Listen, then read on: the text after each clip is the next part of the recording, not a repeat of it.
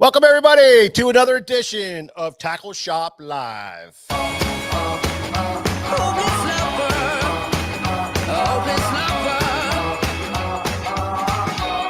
up, Carlisle? I got you this time, bro. I got you this time, Carlisle. Chris Bettinger, how you doing? What's up, Mark? Jamie Johnson, how are you, Jamie? Mike Hayer's in the house. Scott Van Leer. That's right, Carlisle. Ray Cruz is here. How you doing, buddy? Johnny Kopp. What's up, Johnny?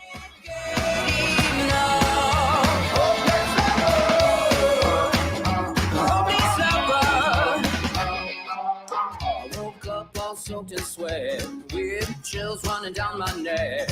I'm going crazy from just the thought of you. Man, oh man. I don't know how this show's going to go. George and I were out fishing all day. And, you know just what I feel. Please tell me I love this. So I don't know. You make me smile when I think of you. If I am down or when I am blue, we're going to put on a good show for you guys tonight. Appreciate everybody stopping in for another edition of Tackle Shop Live. My name is Mike Acord. This is George Acord, and behind the camera is cameraman Nick. And we are here to bring you a great show tonight. We have we're going to talk some jigs. I saw somebody said we're going to get jiggy with it. That's right. We are going to get jiggy with it tonight. David Schottelmeyer's here. How you doing, David? Mike Barr, how are you, Mike? Good to see you guys. Danny Powell is here. Conway Hayden, he was on our live today while we were out in the water, but we abruptly ended without me saying goodbye. I apologize for that. George screwed everything all up with his boat maneuvering. Took us out of the vortex. That jet boat of ours goes faster than Wi-Fi. You going to put a Wi-Fi box on your jet boat? We went faster than that. It just blew the waves somewhere that we couldn't pick them up. I don't know what it was, but we lost it. So, George and I went out fishing today, and we did our swim bait thing. We threw swim baits almost the whole entire time and ended up catching a couple really nice fish, which we're going to post. And we got some nice video for a YouTube video, and Caitlin's going to take care of that sometime here in the future, so you guys will be able to see it. And it was fun. It was cold in the morning, 41 degrees when we got there. It was one of those colds, Nick, where it just gets in your bones, that. Oh, yeah, you can't get it out. That foggy, damp. Well, I can't believe George was cold. George was he told me he was seriously thinking about breaking out the insulated suit. You didn't break out the insulated ones. I'll tell you how close I got. When I was getting my gear together this morning, I was looking at my big hanger system with all my sim suits lined up on it. And I thought, man, it's time to put the insulated in the truck. And I got them down. I put them on the chair. I was going to carry them out. And when I went out to hook the boat up, I said, it's going to be 68. It's going to be 68. We're going to live. It was cold. But, that's good. All of us as fishermen, we push the fall. We want that deep fall bite to happen real quick. And Nick, it's just not quite there yet. No. The water temperatures are still a little warm, and I always use the leaves on the trees. Them suckers are still on there. They're green.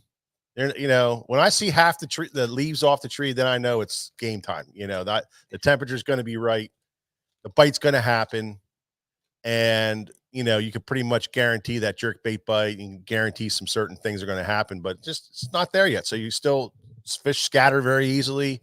We were catching one fish here, one fish there. I think the high pressure today kind of had a little bit to do with it, but we managed to catch a couple of nice ones. George, first thing in the morning, he lost 3 or 4 fish, man, right first thing, and and they were big pullers, man. They were some nice ones, and then we ended up catching a couple nice ones. But we did it on swim baits. We're learning the swim bait thing. We're making an effort to learn it. We were catching them on mag drafts today, and we were catching them on some glide baits. So it was fun. It was a good day. So we had a really good time. Kevin Carpenter's here in the house. Dean Resch, how are you doing? Good to see you guys. George Dufresne. They were biting today. Yeah. It depends on where you were, George. Depends on where you were. We were catching a few here and there, but it was tough. It depends how you look at it.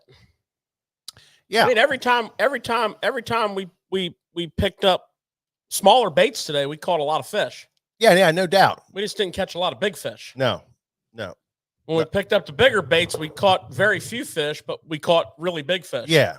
And that's what we've been talking about the last couple Yeah. of weeks about, it takes those bigger baits, those bigger bites, but you're not going to get as many. Right. Well, that was definitely true today.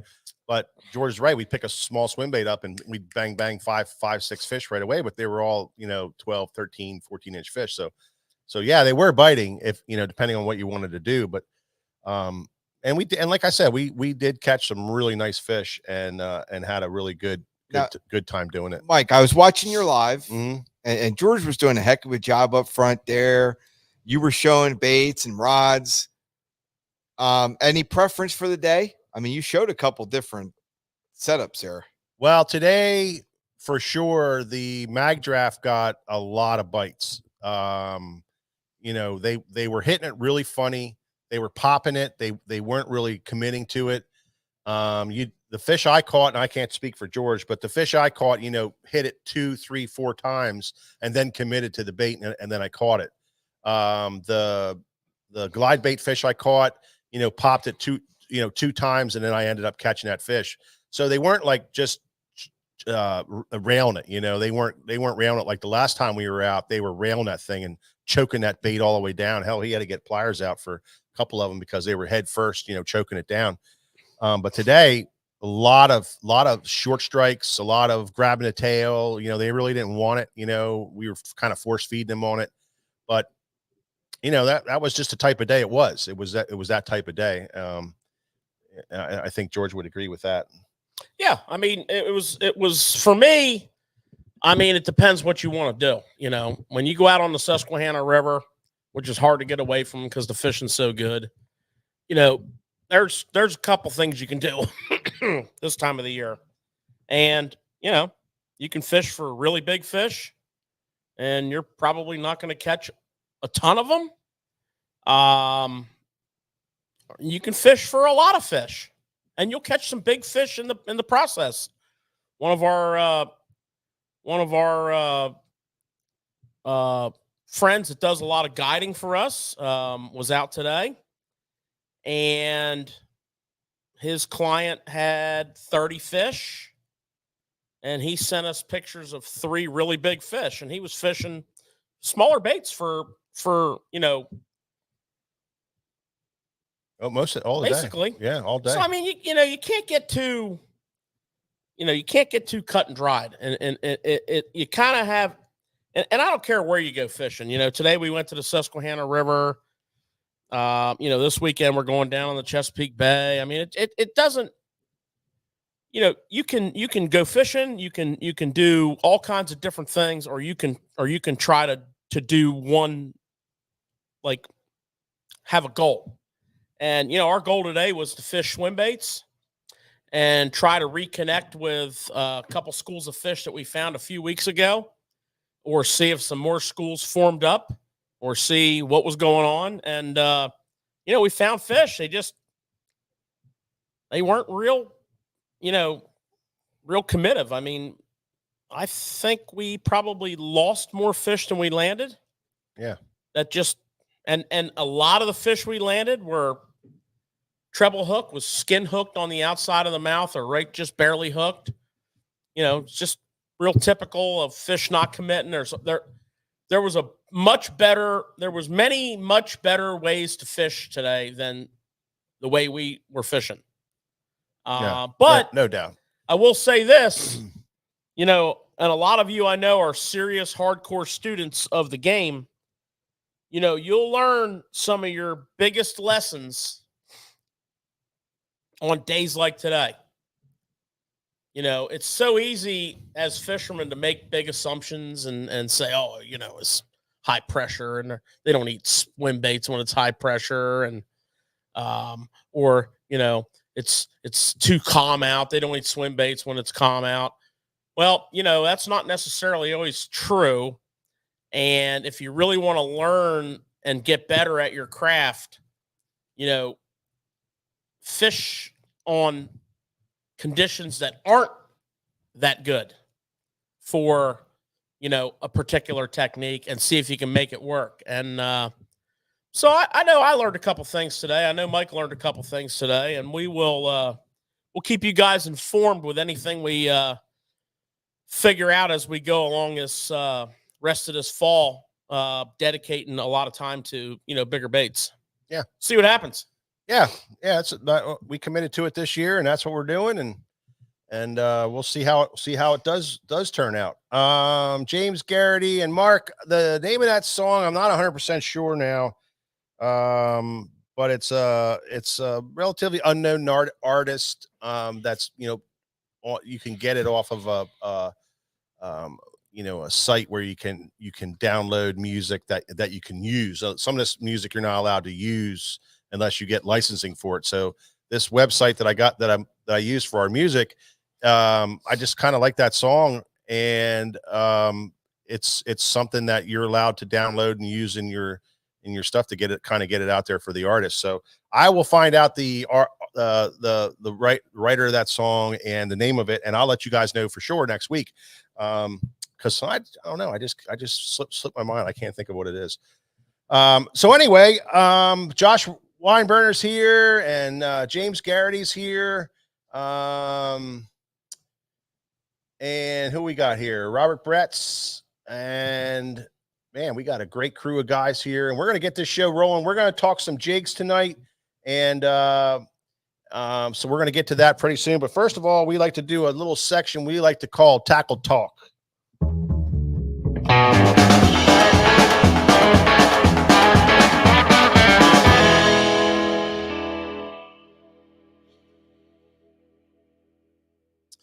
All righty. Well, tackle. We got some new tackle. What are we talking about tonight, George? What came in? When we did come into work today at 5:30, we saw that some really cool stuff came in. So what are we talking about here, brother? Well, this week we're going to talk about some Z-Man stuff. We got in some of the new upcoming season, some of the new Z-Man products, and one of which is we've really been looking forward to. Yeah. Excited actually getting them. We had a chance to briefly fish them a little bit when we were at ICAST, in their test lake pond or whatever they called it.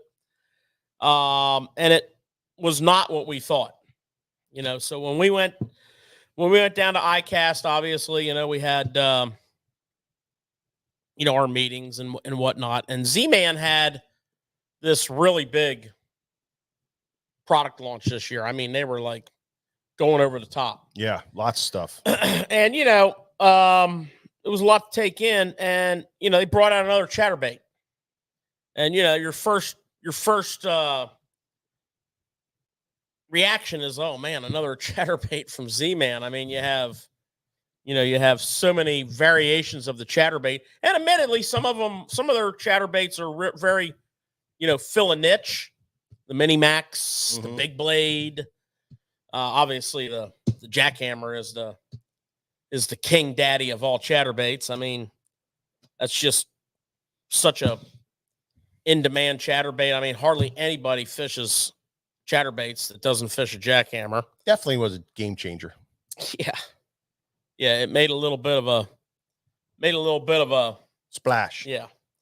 Well, this year they brought out what's called the Chatterbait Elite EVO. That's the package. Chatterbait Elite EVO. That's what you're going to be looking for. This is the bait, and I thought it would be interesting to actually compare it with a jackhammer. So we'll do our comparisons here. We have the blades are the same exact size, and we'll hang the baits by the blade, and you can see that the baits are virtually identical size. Okay? Virtually an identical size. Now, as any of you who fish a jackhammer knows, your skirts are tied with a wire, which is a really good durable, you're not going to tear your skirts up too easy. You get a lot of fish out of a jackhammer skirt.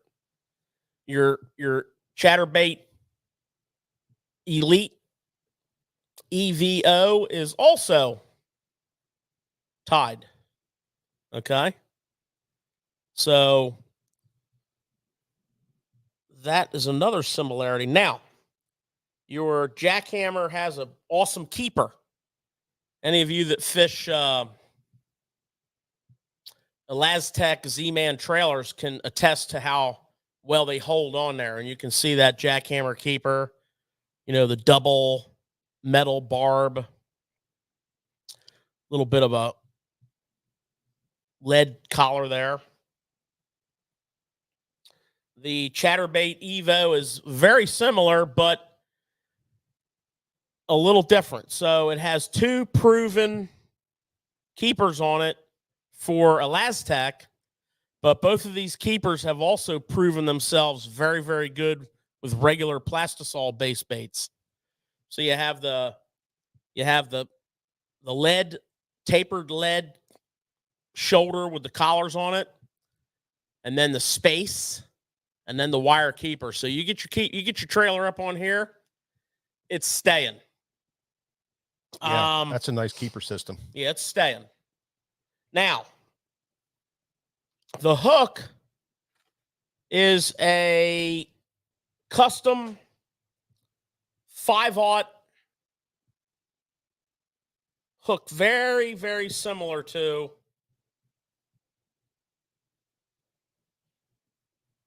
the jackhammer. Just a tiny, tiny bit less gap, but very, very similar. So we have a lot of similarities here. Now, what we can tell you is from the time we spent running it is it behaves a lot like a jackhammer. More so than, other than a jackhammer, more so than any chatterbait. I shouldn't say ever made, but it's comes out of the pack behaving like a jackhammer. So this thing is very jackhammer-like. One of the things that grabbed my attention right away was the copper blades. So there's 3 colors with copper blades. And some metal flake on those things too. Yeah, they have a coating on them. They have a clear coat. They have a hologram metal flake on them. Very Nichols pulsator like. Yeah. Yeah. So the color combinations, the fact that the weight's on the head just like a jackhammer. There's a lot to like about this bad boy. We got all kinds of awesome colors. We have, there's a bluegill with a copper blade. Really like the copper blades in clear water. Really like the copper blades in tannic colored water. Mm-hmm. Like that tea colored water. Really like copper blades there. Here's a great color. Gold blade. This is Hot Snakes. Named after one of their famous plastics colors, one of their famous Elastec bait colors. Hot Snakes. Really like that. Gold blade. Chartreuse head. Nice bright chartreuse head. And of course, green pumpkin with a green pumpkin blade. Black and blue with a black blade with some blue metal flake on it. You know, you got to have that. Got to have that. Got a hot tiger there. Of course, you got to have the lava crawl. Ah, yeah. You know, with the orange blade. Yeah. Right? Yep. So we got all that 3/8 and ½ ounce, 10 colors, brand new. Did that take the place of a certain bait too? Or is it? Well, it's the replacement for the first generation of Chatterbait Elite. Okay. So if you're a Chatterbait Elite guy, Buy them up. you better get them because this is the EVO, the evolution. This is the next generation of Chatterbait Elite. And Chatterbait Elite made a name for itself. Chatterbait Elite had a lot of unique features, and you know, prior to the jackhammer taking over planet Earth, Chatterbait Elite was the bomb. And so, you know, this is going to be our next. And they're priced at $9.99. Yeah. So they're, you know, less than the jackhammer. Yeah. I think the jackhammers are $15, $16.99, something like that. Yeah. Some of the bigger sizes cost a little more. Yeah. Yeah. So that's the first item we have tonight. 10 colors. All those good features, copper blades, great hook. Haven't caught any fish on it yet. That pond we fished had fish in it, but 987,000 people and 50 boats and product testing, you know, everything else. They were not too cooperative, but it was nice to understand that, you know, that same feel that, you know, they call it a hunting action on the chatterbait jackhammer. This is very similar to that. So we're excited we'll keep you up to date on the, Just love those colors, Nick. What do you think? Pretty nice, huh? you know, our fishing of these things and what we learn. Yeah. Well, I remember being at ICAST and George, you know, he picked out right away the copper blade. Yeah.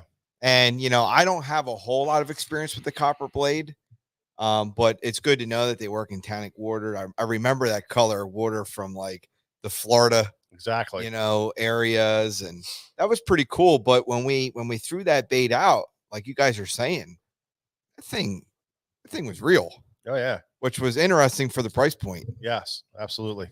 Yeah, I like the way it swims with that erratic kick to it.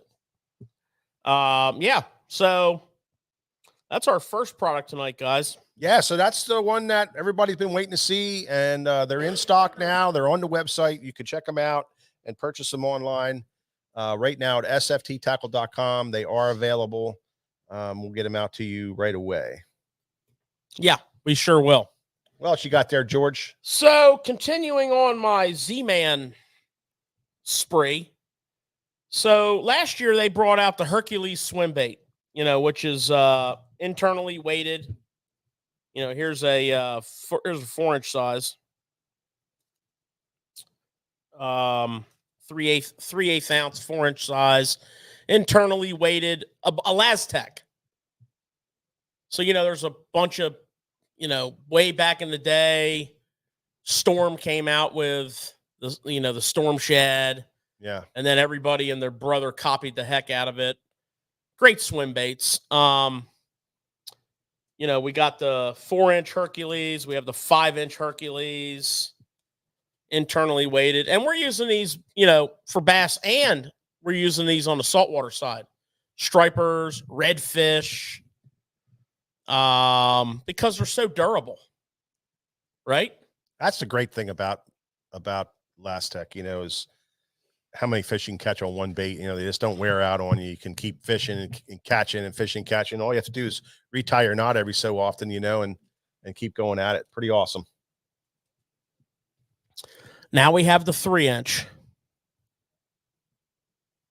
Look at that son of a gun. You 3 inch. you tell me that's not going to be a smallmouth catcher. 2-pack. And I want to show you something that they do with these. While George is opening it up, I got a question as far as these type of swim baits. As for viewers, they're trying to visualize how you would use these particular kind of swim baits. How are you doing that? Yeah. It's no different than any other swim bait. They bet their best work chucking and winding. Of course, they are swim baits, so you're going to chuck them out and reel them back. But you're going to get a different wobble out of them. Different type of wobble.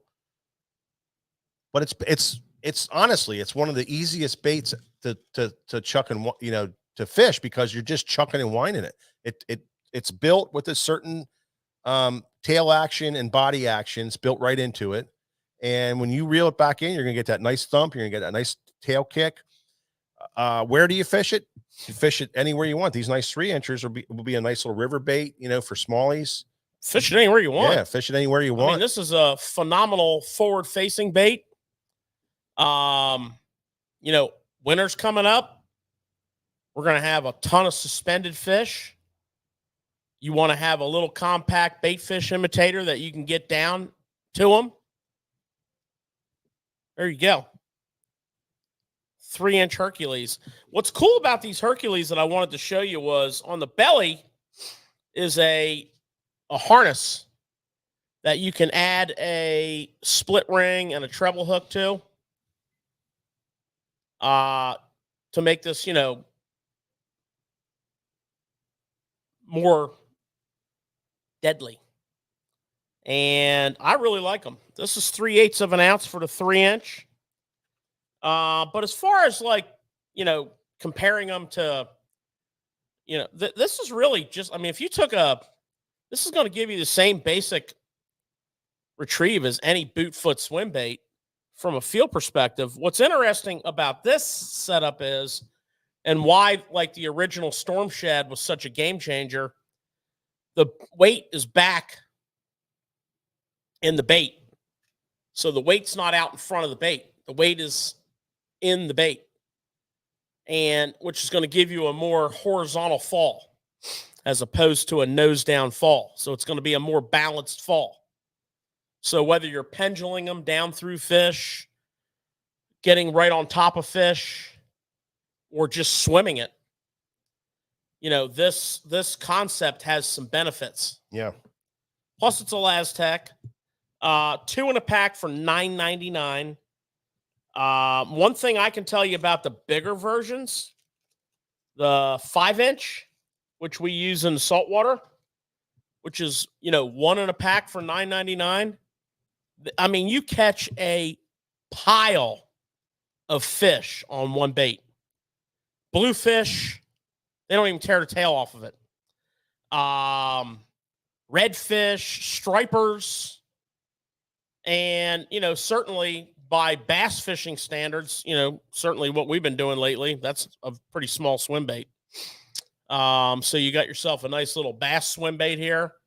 If you want to upsize a little bit, match the hatch, bait fish size. So you have 3 sizes now. You can kind of dial into the size of the forage that you have, and depending on your fishery. A lot of the ledge guys will throw, swim baits like that, and swim them along on the ledges. Yeah, when you're dragging on a ledge like that, you always want a top hook. So, you'll do like a swim bait like this, or you'll do a 4, 5, 6-inch and, rig it on a jig head for that purpose. That's great technique. When those fish move offshore after the spawn, summer pattern. There for a while, Nick, that type of bait was like a guarded secret with some of the guys, before the Kitex really got rolling and those type of things. Those guys were throwing those storm shads. We sold a lot of storm shads to guys that that were bassing with them. So it's kind of interesting because every once in a while there'll be a pocket of the country that will just order the heck out of 5 and 6 inch storm sheds. And, you know, you can kind of envision that there's some kind of bite going on out there that, you know, and everybody's just trying to stock up. Yeah. You know, and, you know, we'll have just out of the blue, we'll just have a big run on like 5 and 6 inch storm sheds that are not in the typical saltwater colors that we sell them in, because we sell most of those saltwater guys. And you know what's going on there. I mean, you know, guys are on a wicked bite with them. You know, it's that perfect bait fish profile. So this is pretty cool. The 3-inch Hercules. Yeah, that's gonna be exciting. You know, 2-pack, $9.99. Beautiful. We got them all in stock. And then last but not least, you know, last year the Hellraiser raised a lot of hell and caught a bunch of fish, and people just went nuts about it. This year, something I really like is they did a 4-inch version. Smaller blade to match the smaller body, a little lighter in weight. Kind of like it. You know, I wasn't, again, you know, when I got my press releases and my pre-information for the new year, I was like, you know, do we really need another Hellraiser? But then Of course we did. when I saw it, I'm like, wait a minute. Smaller hook, smaller blade, smaller body, smaller everything. And I think that's going to relate to a lot of the smaller bait fish that are around.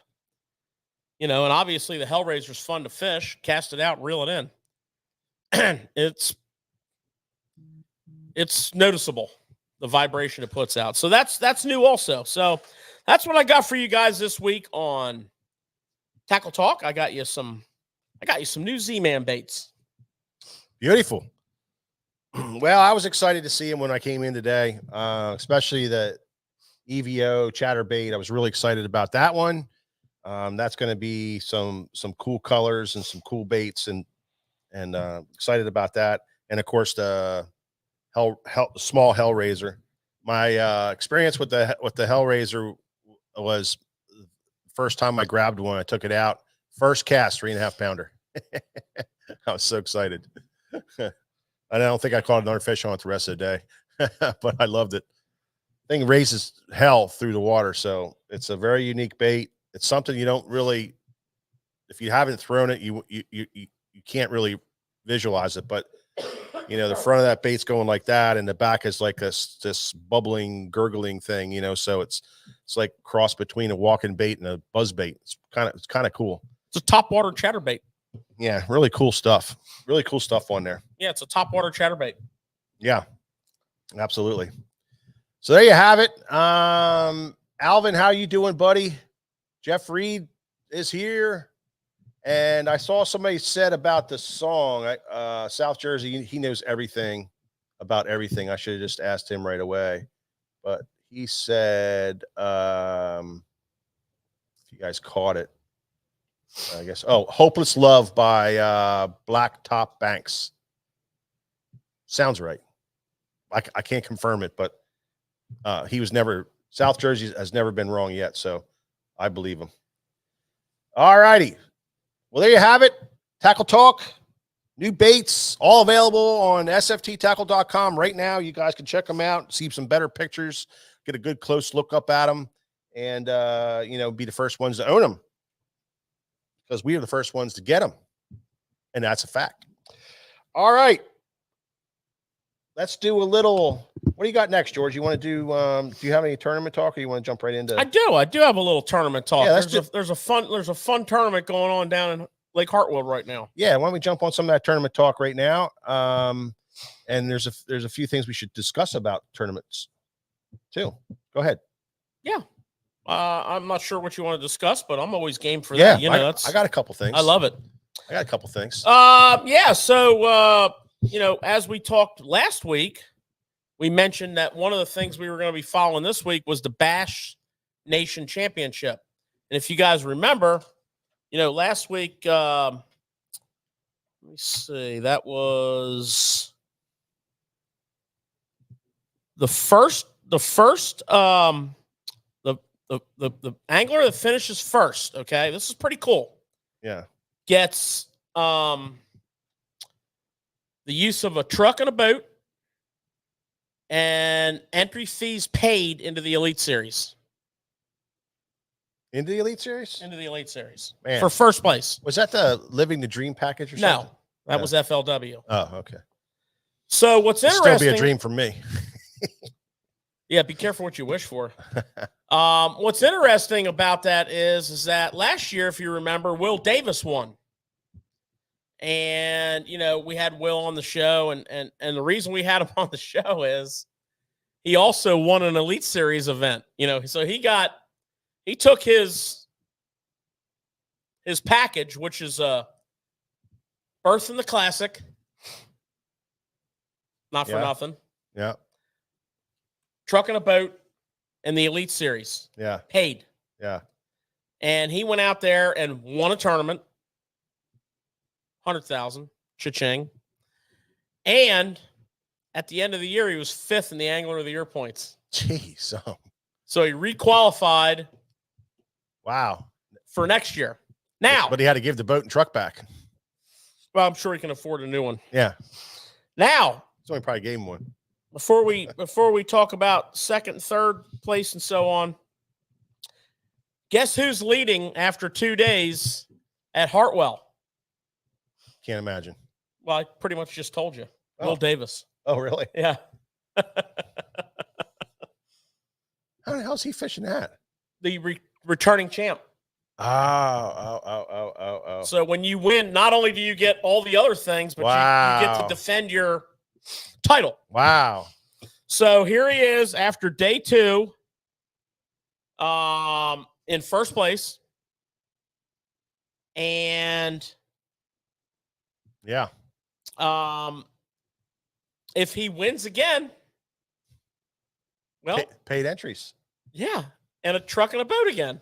And the Classic. That paid entry stuff's a big deal. Yeah. That's a lot of money right there. $55,000. Yeah. Hell yeah, that's a lot of money.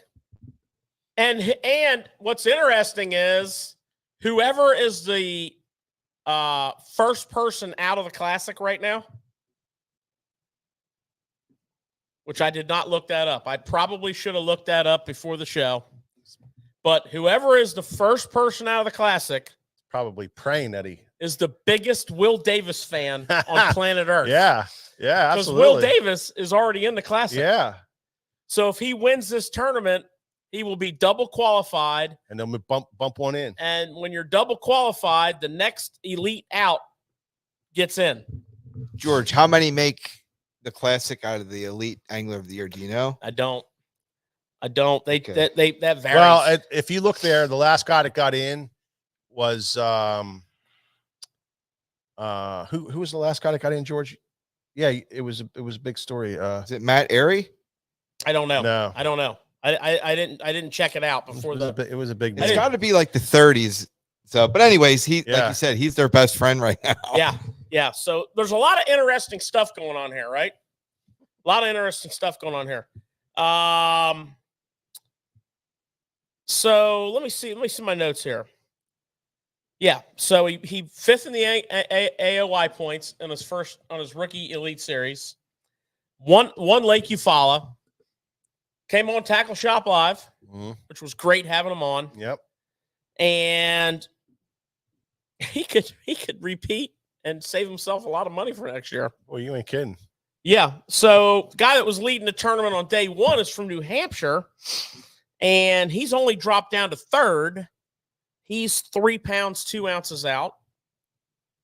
And Brian LeClaire, who is a great friend of the store, longtime customer, and we always follow him in his Federation Nation exploits. He's in 7th, and he's 4 pounds, 4 ounces out. So tomorrow's a big day on the Nation. Yep.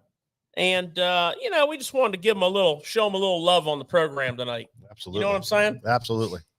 Because it's a big deal. Absolutely. Hey, George, that is a huge deal. Question it. I mean, I have no idea. How do you get to that tournament? What must a nation person do? Well, It's a long way. they got a little bit of. It's a long, Yeah, they're long row plowed. I think they say that, right? and they change it a lot. So, you know, typically the way it used to go, and it's not going to be like this next year. But typically, you have to qualify to represent your state at a regional, and they don't call them a regional. They don't call them regionals, but they're regions. And you'll represent your state with a team. And I think the teams are like between 6 and 12 people. It varies from year to year. And then you have to win for your state. And you go to the nationals. And then in the nationals, you're representing a division. So like Brian LeClaire is representing the Northeastern.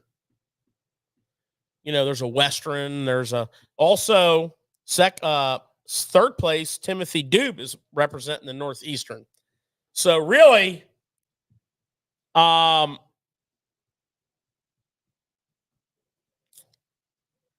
there's those two guys, right, are so close. So there's a lot of stuff going on. Now next year they're changing it again. They're going back to a more of a basically big territory, like a big geographic territory, to cut back on the amount of qualifying tournaments they have to hold. The problem with that is, and when you see the layout, they did this a couple of years ago. Generally speaking, federation guys are, they're not full-time anglers. I mean, some of them are, but yeah, a lot of them are, hardcore weekend warriors. And to me, asking them to have to do those kind of big territories, where you live here and you have to go fish in Florida for a federation event, that to me is a little bit over the top. But everybody's entitled to their opinion, and I respect everybody's opinion on that. But I'll tell you, it's a great thing. I really, really like the nation championship. I think Bass just does it right from every circuit they run. Again, that's my opinion. I'm kind of throwing at you, but yeah. Yeah, it all starts from belonging to a club, though, Nick. To get right down to it, the nation is made up of many, many clubs, and you fish in your club to become high enough in your club that you get to go to the state tournament, and then you go to the state tournament, and that gets the state team. So if you are high enough to fish through all those guys of the state and become on that team, whether it was a 6-man team or a 12-man team, whatever it is, then you go on to the nationals. And I thought Bob Batters just said state federation members that qualify for their state go directly to the nation. Exactly. So if once you finish the state, then you go on to the nationals, and then they're going to have that big championship. They're going to have four. That's not how that works. Huh? Your state doesn't automatically send a number of people to the nationals. That you have to qualify.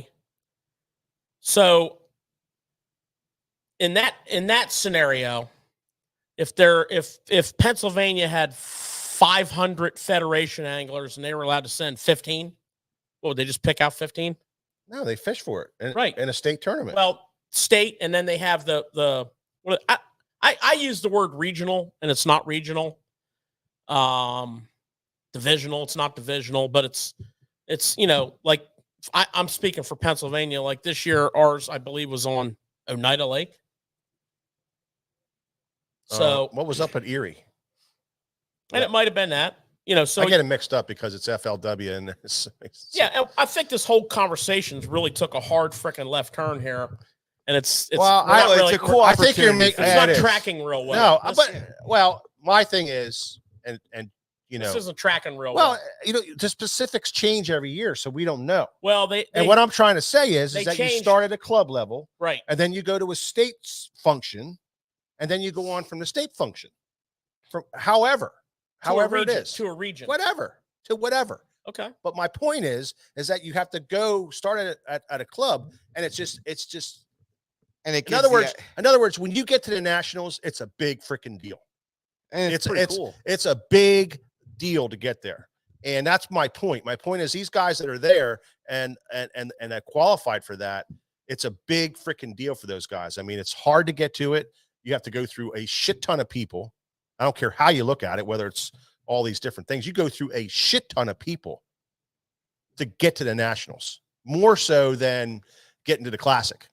You know what I'm saying? The elite guys have to go through whatever that number is, 80 to get to the classic.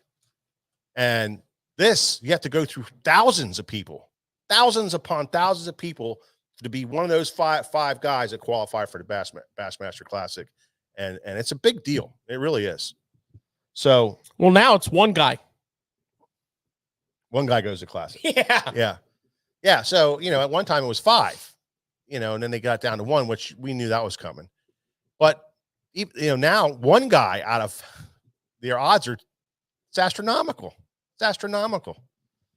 So Well, last year it was Will Davis. Congratulations to those guys who just qualified. It's a big deal, and the federation is a great opportunity for anybody. Anybody can get there. All you got to really do is get to the, make it to the regional. And when you get to that regional, then you can have that shot at making a national team. That's what so the regionals was always a big deal for the way it was set up back when we did it. It was a big deal just to make the regionals, because that's how you got your shot at going to the nationals. Next year it's different. So yeah, now you can learn a whole new way to do it if you're a federation angler. Yep. Just jumping around. It's almost as bad as the MLF proposal for 2025. These freaking guys, they're all over the place. But Boyd Duckett and his crew decided to change the tournament format again for 2025, and they have some crazy and 2024. I thought you said it started in 2025. No, 2024, and then it changes again in 2025. What the 2025 one is what got me, where they go to 50 anglers. Yeah. Top 50 anglers or something like that. 2024, they're going back to catch everything and weigh everything. All weight. Catch everything and weigh it. But I have an interesting question about 2025. If only the top 50 qualify, and it doesn't work out like that, it's 35 of the what I'll call the tenured anglers, the ones that have been there for X number of years, the top 35 of them. So what if you don't qualify for the 35 and you gotta go back to the BFLs. own the tournament trail? Yeah. Do you get to fish? You're out. I don't know. Special grandfather right there. Yeah. I don't know, because then they have, for the new guys that earn their way up, because you come in through the Tackle Warehouse Invitationals and you earn your way to the Bass Pro Tour. And if you recall, we had Matt Stefan on the other week, and he did that. So this year he's fishing the Bass Pro Tour. Now, up until a couple days ago, I guess he thought he was fishing the heaviest 5. Yeah. Now he's going to have to get his hover rigs all lined up because he needs to catch. I just put big old foam strips down the side of the boat and just load them up, because you're going to need to catch some fish. Yeah. Get them hover rigs hovering. The funny thing about what you're bringing up, George, I just wonder, that's a huge deal for these guys, all these changes.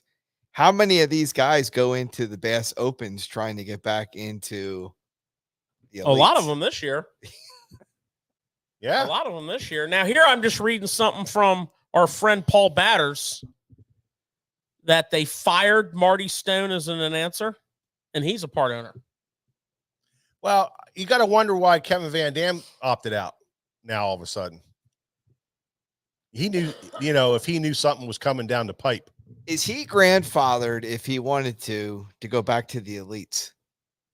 Yeah. Oh, absolutely. Win a classic. I wouldn't be Angler of the year. surprised if he goes back at some point, because I just feel like they all knew this was coming, and He's got to get an invite, and somebody has to drop. They have to He drop. does not have to get an invite. Yeah. He can call up and say, I want to come back. But I think in his case, from everything that we've been told and read and heard, he was ready to retire. I mean, he's not like, Well, that's what we all. I don't thought. think he's going to sit on his easy chair in front of the frickin' fireplace. That's what we all thought until all this stuff broke. Now we got a whole new narrative, right, Nick? that might change again. 2025 is a long time off. It is. Well, the word on the street is the anglers are pissed. They're pissed, so they're talking about boycotting. No. They're going to boycott. Did you really hear that? Slick Johnson told us what was going on. The Alabama Bias Council. Slick Johnson laid it all out for us. In 2025, Boyd Duckett's going to own bass, and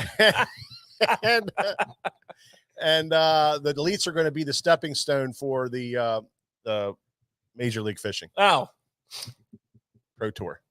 the interesting part of it all is, what was it, 2-3 years ago? It was this big divide. How many people have buyer's remorse right now of leaving? That's man. well, in business, when you if you're lucky enough to get around like those guys that created a business, like they're that guy, right? They're that guy because they do see that. They don't, their mind has a little pathway to see the future, through their breaking down of a topic. And that the reason why there's not just one on every street corner is because that's not easy to do. And, when this whole thing took place, I mean, it's hard to look down the road that far. Yeah. I mean, let's face it. Even the best laid plans. I mean, a little thing called COVID came in the middle there. That kind of screwed the country up a little bit. Yeah. Everybody got crazy with that, but yeah, it's hard to look, and not to be overly critical of MLF, which we always seem to be, but sometimes you got to pivot and make changes. The problem is when you continuously do it, then it becomes a pattern. So, exactly. And they just changed. They just changed, and now they're changing again. And it's just, right. It's just like, it's a bad look. And I wonder how they changed it. If they had like some anglers there and they all sat them down and said, here's what we want to do. What do you guys think? Or if it was just, hey, this is what we're doing. We're going back to catch and weigh everything. And that's the way it's going to be. I'm going to be honest with you. That's the biggest one that got me, because as far as who qualifies, who doesn't, that's the business side of them. Yeah. But for my viewing, for me to want to view what they're putting out there, Catch All You Can was awesome when they did the original Major League Fishing. You had 15 minutes to check out the lake. Everybody was on the same deal. I like the 5 biggest. And, now you're going to get right back to some of the little tricks that we've seen. One, namely, was at the St. Lawrence River, where, in my opinion, during the spawn, they were catching a lot of the same fish. They're not going to smallmouth waters during the spawn. Oh, well, that's good, because that got old quick. Yeah, in my opinion. Yeah. Okay, well, we'll see how it all shakes out. The other story in the tournament world is Brett Hite took a hit by a bird. And, we've all been out there running our boats, and we've all had some kind of close encounter with a feathery friend. We've all had it, whether, it was a seagull, or I had my close call was with a goose. Everybody has these things, but you never really thought about, what it would feel like to get hit by one at 65 miles an hour. Well, all you got to do is look up Brett Hite's page and watch his interview of him telling what happened to see what a seagull does to you. Now, they're supposed to be super light with hollow bones, right? Huh? Not at 65. It messed him up. I mean, it messed him up. He thought he had no sight in his right eye. That's scary. And he's got these big bandages all over. His head's all smashed up. I mean, this thing annihilated him, man. It was unbelievable. And you think a seagull, hollow bones, can float in the water forever, sits there and they coast in the wind. They don't even, they just hover like right above your head and get your chips and all that kind of shit. He got hit by a thing and it messed him up. Imagine that goose if I would have hit that thing, it'd be Tackle Shop Live with George and Nick right now. I was in a tournament where a guy got hit by a sturgeon. Yeah. A sturgeon. He was full tilt, and the sturgeon breached out of the water in front of his boat. And damn thing hit the pole seat, and it was a mess. Ripped the pole seat out of the tore deck. everything up, broke the guy's bones and collar bones, and he had to get hospital. Go to the hospital.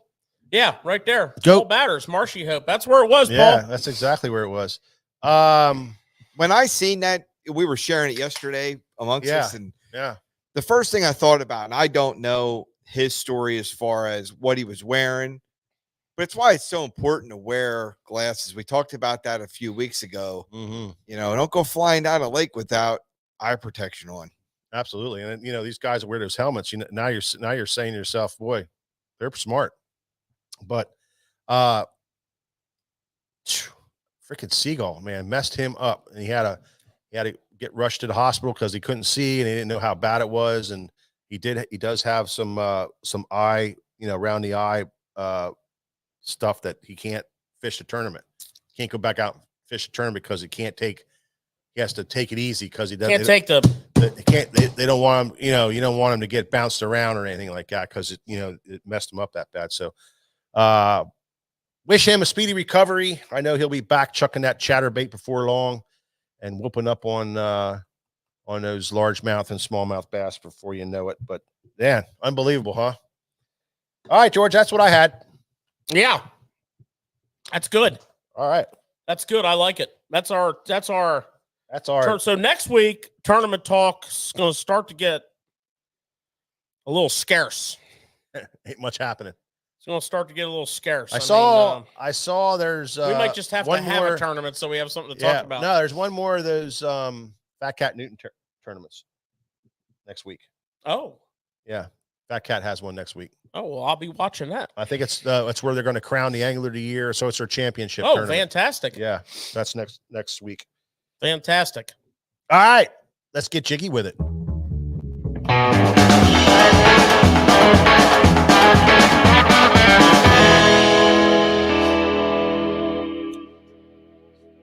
Who would you say is the best known jig fisherman, George? That I know? Yeah. Best. I mean, why don't I even ask him? Why would I even ask him? Oh, what did you think I was going to say? Denny Brower. Oh, yeah. And at one time when we were much younger, we were at a tackle show, an outdoor tackle show. I think it was Harrisburg, possibly. Could be. And we ran into Denny Brower, and he was at a table, and we were talking to him, and he somehow we got on a jig conversation. He says, "Let me show you how I trim my jig up. You guys ever trim jigs? Let me show you how to trim a jig up." Yeah. And he showed us the Denny Brower method of trimming a jig up. And George and I have been doing it ever since. And so what I wanted George to do tonight is show you guys how we trim our jig and why we feel like if you just get a jig out of the pack and throw it, that you may be missing a little something. The Denny Brower method. And you know, when Denny Brower talks, guess what? Them ears get big. Yeah, well, and we listen. So if you don't mind, George, trimming up a jig and showing everybody how we trim a jig and why we trim a jig. Well, we have done this a few times on this show, but you know what? On this show? Yeah. Really? But you know what? Doesn't hurt. It doesn't hurt, and I'm sure a lot of people haven't seen it. So there's actually an advantage. Good God. There's actually an advantage to doing this in a lot of cases. Show it first before you trim it. I'm going to. Okay. There's actually there's an advantage to doing this in a lot of cases. Okay, so you know, and it's kind of funny because one of the jigs we're going to talk about tonight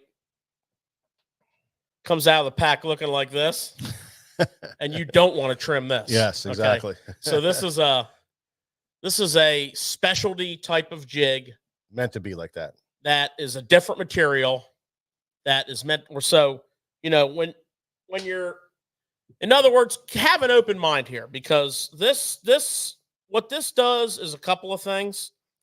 And I'm going to say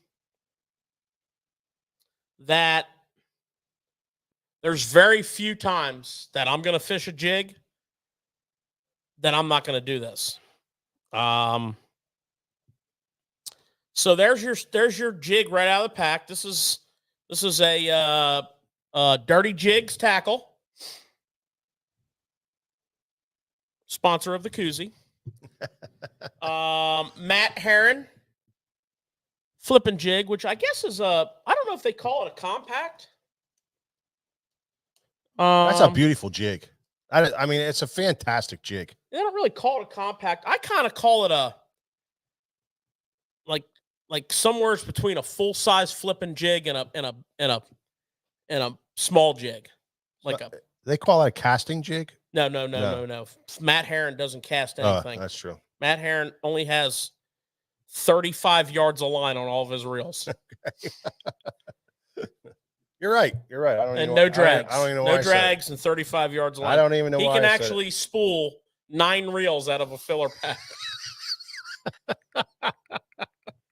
If you notice, he doesn't even have a line sponsor. Okay? Because they're like, why would we want to sponsor you? You don't cast more than 20 feet away from the boat. No, I'm just kidding. Matt Herron has been to the shop here. We've had many interactions with Matt Herron. He's an awesome dude. He is awesome. But anyways, so that's kind of out of the pack. And a couple things I want you to notice is, you know, the top half of the skirt is pretty much even with the bottom half of the skirt. You know, the skirt comes pretty far below the hook. The weed guard is full length. You know, a lot of jig manufacturers do all of those things because it's like cutting a 2x4 down. Measure twice, cut once. Once you cut the skirt, you can't make it big again. Yeah. So this gives you the option. Plus, they know most people like to customize their skirts. So what we're going to do here with this jig is we're going to kind of separate the top half of the skirt from the bottom. And once you start doing this is a very easy process. Okay, so that'd be just like you taking a skirt out of the package, put it on your jig. There's your band. Some of them are tied. Same difference. Okay, now what I like to do is I got a length that I like, and it just so happens to be, if I put the eye of the hook right here. On the joint of the thumb. For me. For you, right. And kind of put my thumb and my index finger together. That's what's getting a haircut. And you're going to notice what this does is it shortens those strands up. And by doing that, it makes them a little stiffer. So now when they flop over, they have a lot more flare to them. You can already see, I didn't touch the bottom half of the skirt, and you can already see what was hanging straight down is now got that natural flare. So think about it in the water. When it comes down on the bottom, it's just going to flare, okay? Which is kind of a big deal. So now what I like to do is trim the bottom a little bit, and by doing that, I like to let the top fall back down, kind of get the whole thing together, and I like to cut it like sort of like that, not straight across, sort of like a, you know, like a V pattern. And now the bottom of the skirt, excuse me, I'm scratching my throat. The bottom of the skirt now has that flare to it. And now I have a more compact looking, when I hit the bottom, I'm going to puff out. And why I like that is I'm going to put some body on this jig. So I might do a crawl. I might do a chunk. But no matter what I do, I'm going to make sure I have a body from here back. So what I mean by that is if I'm going to do a chunk, and I'm going to do a chunk like so that I get the biggest possible exposure, I'm going to hang it like that. So that's your big. That gives me my biggest possible exposure, but I need some body up here. Okay, I need some body up in here. So what I do up in here is I take a worm.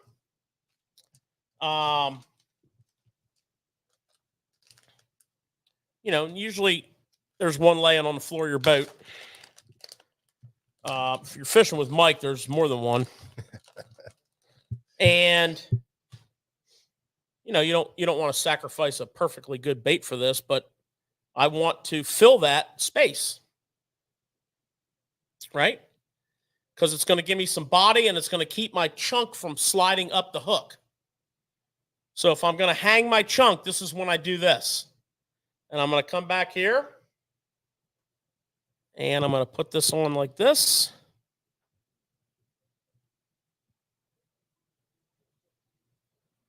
All right. Up over my keeper. Put my chunk on. When I want a bigger profile. Now my chunk can't slide up the hook. And more importantly, what else can it do? Can't flip around, slide up the hook, flip around, and come back over the hook point. Yep. Which was a real problem when we fished pork. Yeah. This whole worm thing here came from the days of pork. Now, in most cases, I shouldn't say that, but in a lot of cases, we're looking for a more compact jig. So we're not necessarily going to do that. And if we want to use our chunk, we will thread our bait onto our chunk. Sometimes just making that jig more compact, get it up over that keeper. Sometimes just making that jig more compact, get you a lot more bites. Now, we got to deal with this weed guard. So the weed guard is very important. It lets you get into the gnarly, nasty wood and rock. But, you know, this weed guard was made long for a purpose. It's allowing us to customize it. So I want to cut my weed guard at an angle. And I want it to be long enough that when I'm done cutting it, I don't expose my point. So I'm just going to come a little bit above my hook.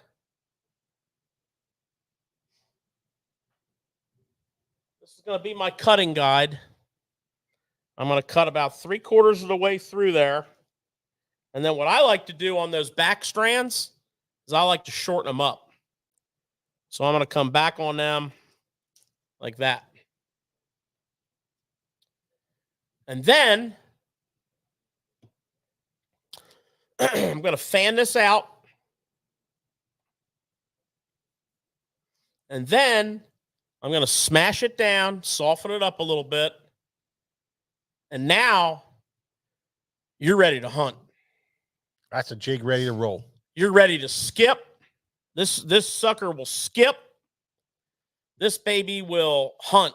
This particular jig, this is the Matt Heron Flippin jig. And what I like about it, it's got a great head for skipping, but look at the eye. The eye is a 60 degree, which means the eye of the hook comes out of the head at a 60-degree angle, and it's flat. So what I mean by flat is if you look at this eye, this eye is straight. I don't even know how to show you this. Really don't. This eye is turned flat. This eye is straight in line with the hook. So this style of eye will come through wood and rock much better. So if you're fishing wood and rock, make sure you have a flat 60-degree eye. I don't care whose jig it is. Make sure it's a flat 60-degree eye. Take the time to prepare your jigs. Hold that up one more time so everybody can get a look at that. Trimmed up, ready to go. Take your time to prepare your jigs. We always said it just livened up the jig, and it gave it, even when it was falling, you got a lot more kick when it was falling. On your initial fall, you got a lot more action out of it. When it hit the bottom, it had a lot more action.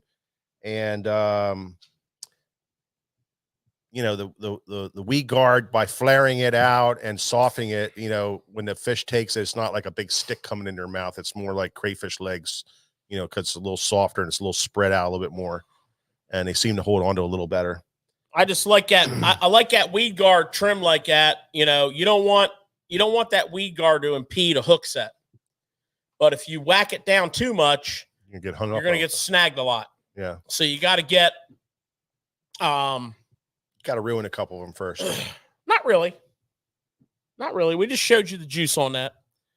You know, and we're in jig season. I mean, we are in, you know, in the fall of the year. You know, we always talk a lot about power fishing in the fall, early fall, power fishing. You know, middle of the fall, power fishing. Right now, schooling fish. You know, appealing to that bait fish predator. But in certain circumstances, you know, you're going to have a lot of fish that they kind of live like they do in the summer. They're just a lot more active. Now, what do I mean by that? So I'm talking largemouth situations. I'm talking tidal waters. I'm talking fish. There's a certain population of largemouth, probably fish in general, but I'm going to tell you this. And, you know, there's a lot of shallow water guys. Denny Brower, we talked about him. Bill Lowen.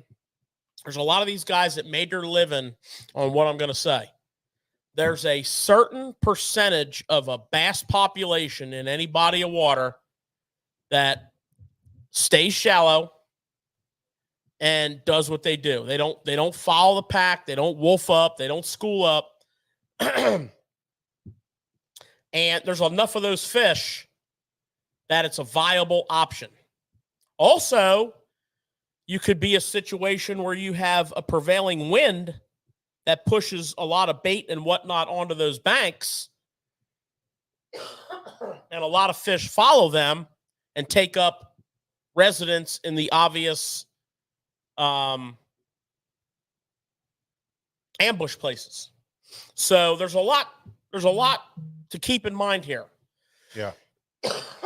Which is why, as we go through the fall, you know, different versions of the jig become more and more important. Like right now, in a lot of parts of the country, I'm not talking about farther up north, but in a lot of parts of the country, you know, we are power fishing. And we're doing it because these fish are chasing bait. Well, a great way to power fish, particularly grass, is with a swim jig. Okay. Mhm. So, I mean, we're gonna want to have that type of jig ready. Now, Well, the flipping bite too. right, but I'm talking about the swim jig right now. We're going to want to have that ready because a lot of these lakes, a lot of these rivers, these fish are now feeding on bait fish and shad. So your swim jig patterns, you know, need to go that way. You know, a lot of times when we talk about swim jigs on this show, different times of the year, we're really slanted heavily towards bluegill as a forage base. But now in the fall, you know, you're throwing a lot of your whites. You're throwing a lot of your bait fish colors. You know, we often talk about the most important part of the swim jig is the trailer. Yeah. Right. I don't know about you guys, you know, typically a some sort of a double, like a crawl type bait or we always talk about the menace grub. I'm kind of going back to the swim bait. I like a smaller swim bait on my swim jig because it's so bait fish oriented right now. Now swim jigs, as far as the trimming and the prep, that is going to vary because a lot of swim jigs are tied with sparser skirts. For example, that little guy right there is a finesse swim jig, and there's not a lot to trim there. That is a fine cut finesse skirt on there. Very little of the weed guard I would trim very little of the weed guard because it's a short weed guard. I would not cut very much of that, if any of it. I might just take that corner off just to thin it out a little bit.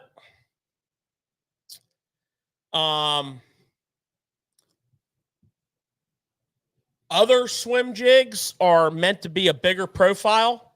So you might, you know, when you take that out of the pack, I will say this.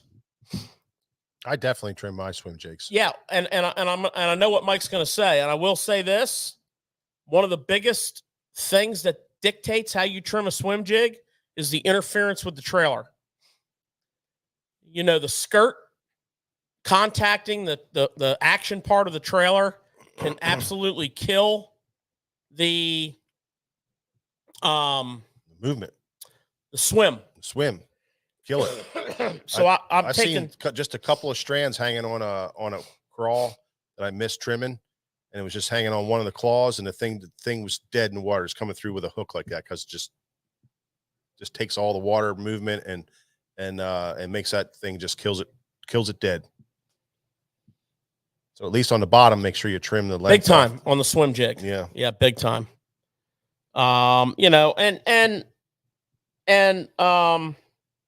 you know, getting back to that, you know, that flipping jig / pitching jig, you know, you're going to want to have that rigged and ready and laying on a deck. So when you get up, when you get to your ramp in the morning, you know, you're fishing tidal water, you're fishing a lake, what have you. Dig those rods out. Get that jig rod out. Have it laying out. Have it ready to go. Because you're going to come across little situational things where that jig is going to really shine. You're going to come across the tide ripping around a dock. and you're going to throw a crankbait on there a couple times. You're going to slow roll a spinner bait or skip a chatterbait. But before you do that, make sure you hit that dock with a jig. And, you know, this is a big thing where the weight of the jig is really important. You know, if you're in a current situation or a depth situation, make sure you have enough weight, you know, to get down there and hit that bottom at the target and not get drifted off. A lot of times when I'm jig fishing, just for my own, like, being prepared and not wasting a bunch of time tying 100 knots a day, I'm going to have 2 jig rods out. And depending on where I'm fishing, I'm going to have, you know, possibly a real heavy jig. Like I might go, you know, 3/4 ounce jig if it's, you know, deep water or a lot of current. But usually it's a 3/8 and a half. And don't hesitate to put that 3/8 down if you're not getting the right presentation on your, you know, like currents affecting it. You know what I like that you bring up there, George, is there's so many little things with the jig that you need to learn. But when you're saying about the 3/8, the half ounce, the quarter, you really need to have multiple rods on the deck, because otherwise You're tying knots. you're retying and you're going to, because like with what you're saying, you got the current, but then you also got the bottom. So if you don't have current, you don't want to have too much weight or it's going to, right. There's a lot that goes into all that stuff. Absolutely. Yeah, I'm pretty fussy about the whole jig thing from that perspective. And I try to make every presentation count. And with a jig, a lot of that has to do with the weight of the jig. You know, we can talk about color and putting an importance on that. I'm going to put that secondary to the weight of the jig, and then of course to getting that bait where it needs to be. There are times when color is, I mean, we're always going to say that. Every time we say something about color, you know, we're going to say in a lot of cases it's not the most important thing, and then we're going to back that up with there are times when it is, because, well, you can't undo that. Well, a lot of people don't think about the fall rate, you know, and how important fall rate is. I mean, that's something that's been talked about for years and years and years is, you know, having you know, sometimes they want a real heavy jig to fall fast past that fish because that's a triggering device. Other times they want it just to fall at a slower rate to get that thing to kind of like parachute down to get the fish to look at it longer to get that bite. So fall rate is really important. That's where that multiple weight. And that's why that's why it's important to have multiple weights, quarter, 3/8, half, 3/4, you know, because you don't know, you know, what the fish are really looking for. And this is how, just like a crankbait fisherman has technicalities, a jig fisherman has as many or more technicalities, a really good quality jig fisherman. So a question I have, because I know, George, the way you set up that jig and you cut it, and I know, Mike, you do the same thing. You guys really have fine-tuned the jig fishing. What rod is giving you the best approach? If you're flipping under docks, if you're pitching around, is it that important to you? Or, you know, you're not using a broomstick, I'm guessing. I mean, there's a couple different rods that I really like. You know, we talk about tapers, extra fast versus fast, and how important that is. And in certain circumstances, it's very important. I like an extra fast tapered rod when I'm jig fishing. I kind of use the analogy of, if it's a bottom bouncing bait, I like an extra fast taper. You know, if I'm flipping a Texas rig or a jig, I like an extra fast taper. And I think there's a couple aspects of there that come into play. One, I have a little bit of a lighter tip, but I have a larger percentage of backbone. That's the whole concept of the extra fast. So, you know, For me, I'll go with a heavy power, extra fast, as kind of like my go-to jig rod. Now, depending on the manufacturer, their definition of extra fast versus another's definition of extra fast, we're not going to get bogged down in that. So in my setup, I run a heavy, extra fast for the standard, what I call flippin' jig. Okay, bigger wire hook. Always look at your hooks when you're thinking about the rod and the line. Heavier, stout, very little flex. We can bring the frickin' heat.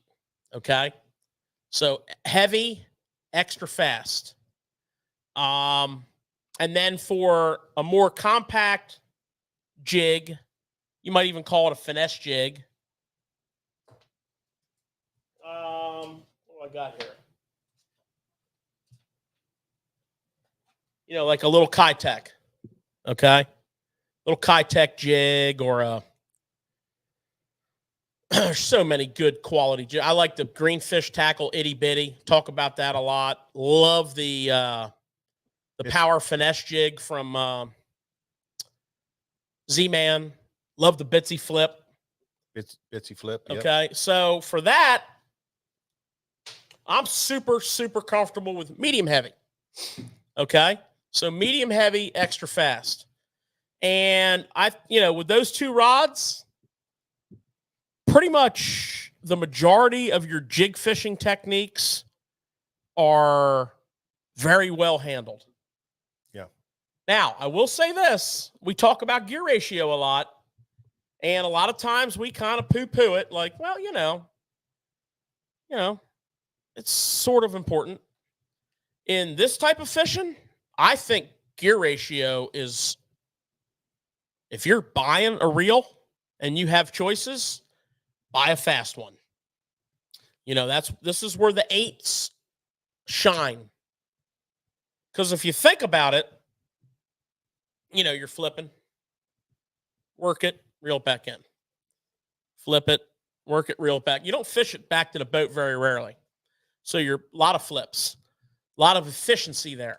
But where I think it really pays, and I want you guys to think about this. How many times you've set the hook? Now you're back here. The line's coming over here like this, and you're trying to get back in front of that fish. Or I want you all to think about this. How many times, and I hope you say most of the time, do you flip into let's say a dock, and there goes your freaking line, man. And you're wondering, how in the world did that little fish get all the ways over there? Pick it up, set the hook. So, I really like the high speeds, the 8s, 8.4s, 8.5s, 8 whatever they are, 8.2, 8.3, 8.4, 8.5, whatever, 8s. I call them 8s.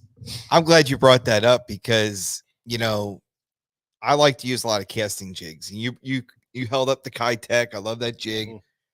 And smallies love that jig, but what they love to do is run towards your boat. And you need to have that high gear ratio to catch up to that fish. Otherwise, you will lose fish. And I love that. 8 1-to-1. Oh, yeah. So that, when you're looking at hooks, one of the things you really got to worry about is the diameter of the hook, like as George said. So when he's talking heavy action fast, that's for a big hook. If you try to use that same rod on a casting jig, for instance, like a Kitech casting jig, or some of the Japanese jigs that come from Japan, all those kind of jigs from over there,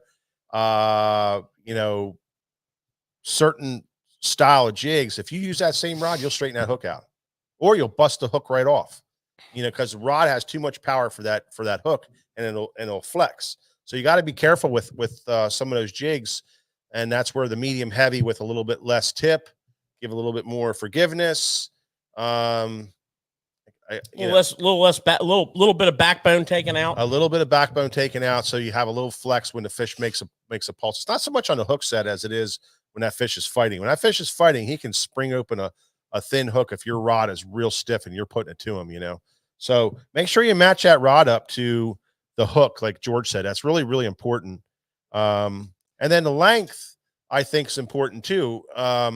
You know, a good dock rod is going to be a little shorter rod. You're not going to, you know, a lot of times you don't need a real long 7.6 or a 7.5 rod to flip around docks.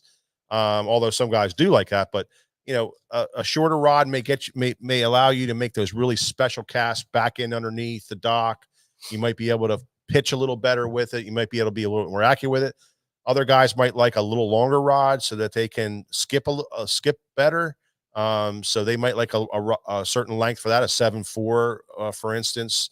So, you know, mess with your lengths, but when you get into heavy cover and you start flipping that grass and you're flipping those trees, man, you got to have a big rod. You got to have a big rod and you got to have a big line. So make sure that rod also reflects it's the type of cover that you're fishing, in length and in power. You guys, you know, you guys forgot more about rods than most of us know, okay, that are viewing or listening. When George or Mike, when you guys say extra fast, what does that mean for the person that's listening or viewing? That's a big argument that a lot of people have as they want. Oh, somebody's talking here. Siri's going to tell us. Yeah, Siri was breaking it down for us. People come in and they say, I want a real sensitive rod, you know, and then they grab a hold of the tip and oh yeah, that's nice and sensitive, you know. So that's the first battle. Second battle is, you know, is explaining to them that sensitivity has nothing to do with a soft tip. You know, you don't have better feel with a soft tip. You know, it's graphite. Graphite is what gives you the sensitivity. And then the other thing that we have a lot of conversation on is power and taper. So a medium heavy rod is a power. It's the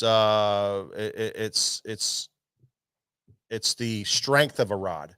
And then the taper is where the rod bends on the blank. So I think George has a rod here he can show you pretty good. So Nick, to show you this tip, here, I'll pull down. I'll get Mike to just hold that tip for me.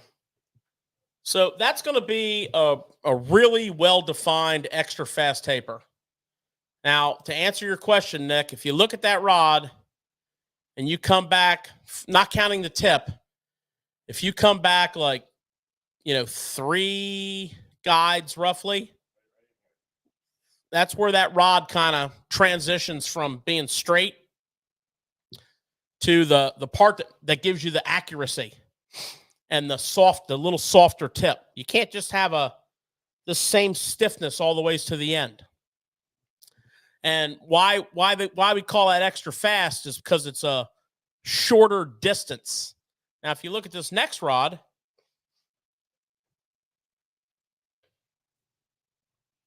this is a fast. And if you look at this rod, it's a little more, it doesn't roll over as hard. It's a little more generic. You know, it's kind of, generally speaking, fast tapered rods are considered to be your most all-around rod. They just do a little bit of everything really well. See that right in here? It's a little softer. And it's not kicking over as hard. And it's not tapering real hard. Now we'll do them both side by side.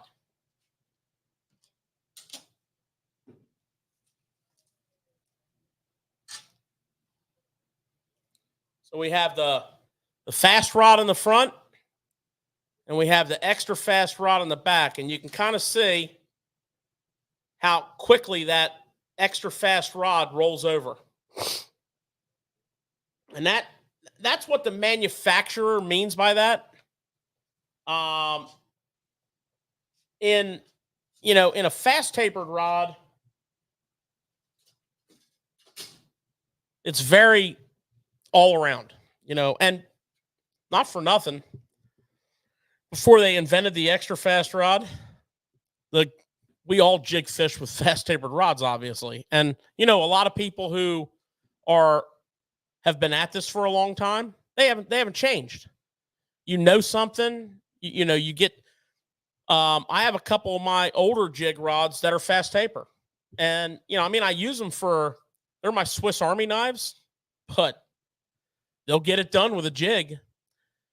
But the extra fast came along, and in my experimenting with it back when it first came out, obviously you got to try it. I'm like, this is a superior product for jig fishing. I find it's better for skipping. I find it's just a better rod for my hook set, for everything. I like a compact motion when I set the hook, and it's just, for me, I've kind of transitioned to that long ago. So keep an open mind. Don't get all crazy bogged down. Like, I like a 7.2 rod.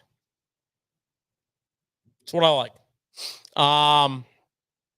And some people might say, well, I like a 6.8 rod. Well, if you've built your style around that, I'm going to kind of tell you that you're maybe shortchanging yourself a little bit on leverage, but you know what? You've built your style around that rod, and that rod. And I'll give you an example on the other end. When I'm flipping thick grass, I'm like 7.6, 7.7, 7.8. But I can't stand that for fishing bank. And I have fished with some of the best jig fishermen that I have ever seen, and they wouldn't think of using a rod under 7.5.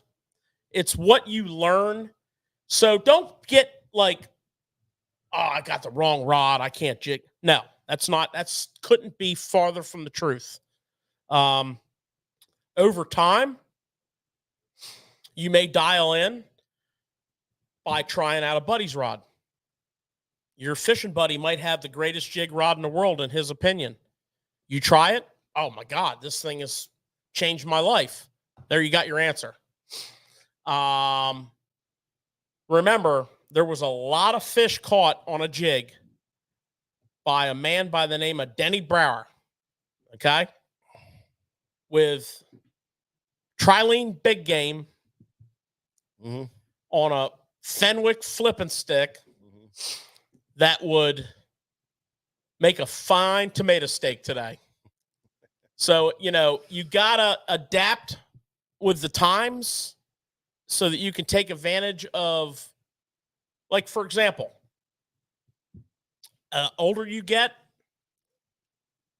the wear and tear on your joints adds up. Shoulders, for example, if you're flipping all day, the old elbow, the old tennis elbow, if you're flipping all day for days on end, you're going to appreciate a lightweight rod. You just will. Back in the well, let's face it, this is one of those rods where you don't want to skimp on. If you spend as much as you possibly can on a jig rod, and if that's $150, that's $150. If it's $100, it's $100. But if it's $300 to $500, then it's $300 to $500. Buy it, because the rod itself is going to, that graphite in rod, the types of bites you get on a jig. Sometimes it's a bottom contact bait. You need to be able to tell a difference between a tree limb, and grass and rock and sand and gravel. You need to be able to feel the differences there. And then you need to also, in all that going on, you need to be able to feel that fish pick it up. And a lot of those bites, when you're fishing a tree, it's just all of a sudden the thing just, you're just barely feeling them pick it up. And a lot of people that don't have a good enough sensitive rod to fish, the fish picks it up and they pull 2, 3, 4 limbs over, and you set the hook and you fight him for a minute or two, and then he comes off because you just never got him set. But with a good sensitive rod, you can feel that bite a little bit quicker, and he might only be over one tree limb, and then you get that good hook set stuck in them. So, you know, we always said, you know, in here, you don't need to have a whole boat full of NRX rods. We would like you to have a whole boat full of NRX G Loomis rods, or a St. Croix, whatever, or Steez, Daiwa Steez. We'd love you to have that, but you don't need it for a lot of applications. But in bottom bouncing baits, you know, in particular jig fishing, the better quality of the graphite, the more sensitivity, the better the feel, the more fish you're going to catch, the better the presentation. What about line, Nick? I know you're a big finesse jig guy. What is your line of choice on that compact jig? Well, you know, it's funny because we were talking about weights of jigs. I think a proponent of that too is line size. You can do a lot of different things with both. But for me, most of the time, I'm 15-pound fluoro. Yeah. You know, that's going to be the deal. And then I'll adjust accordingly. Yeah. How I fish. Yeah, I feel the same way. On my finesse jig rod, which I fish a lot. I try to fish a finesse jig in a lot of circumstances. I fish 15 fluoro on that rod, pretty much day in, day out. And my weight range on those finesse jigs that I like to fish is going to be, I fish, like I said, I fish the itty bitty a lot. So 5/16 there up to 3/8. In finesse jig, that's what I do. Now, if I'm in a deep water smallmouth situation with a compact tungsten football jig, which is a very powerful smallmouth bait, then I'm using a 1/2-ounce jig most of the time, and I'm casting it. I'm not like, you know, I'm zinging that sucker out there and fishing it like a Carolina rig. To me, a football jig, you fish a lot like a Carolina rig. It's a dragging jig. And that little dude right there, when it comes to smallmouth in some deeper water, as you're transitioning into the late fall, early winter time frame, this right here is a bad boy. Fine cut. You don't want to overpower this thing, okay? You got a really skinny weed guard. You got a Gamakatsu hook, but it's a lighter hook. It's got some juice to it. I mean, they're not going to lay over on you.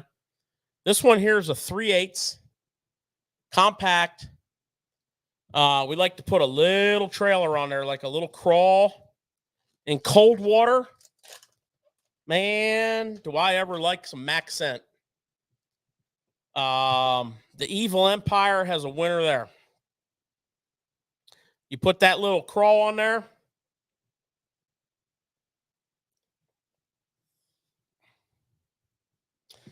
Little baby rage crawl action. Deadly. Nice thing about the baby rage crawl, they give you a lot of body, so you can adjust it. You can take like a little bit off the top here and thread that bad boy on there. Just try to get it straight. That's half the battle.